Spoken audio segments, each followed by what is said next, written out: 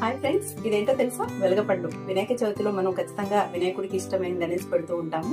దీంతో పచ్చడి చేసుకోవచ్చు, జ్యూస్ చేసుకోవచ్చు, స్వీట్ కూడా చేసుకోవచ్చు. అయితే ఇందులోని ఆరోగ్య ప్రయోజనాలను గురించి ఈ రోజు వీడియోలో తెలుసుకుందామండి. ఈ వెలగపండును ఉడాపిల్ అని కూడా అంటారండి.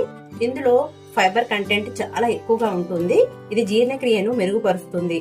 పేగులలో ఉన్నటువంటి మలినాలను తొలగిస్తుంది. చర్మ సౌందర్యానికి బాగా ఉపయోగపడుతుంది. డయాబెటీస్ కి మనకు యూరిన్ లో వచ్చినటువంటి షుగర్ అనేది ఉంటుంది కదా, దాన్ని తగ్గిస్తుంది. హార్ట్ పేషెంట్లకు చాలా మంచిది.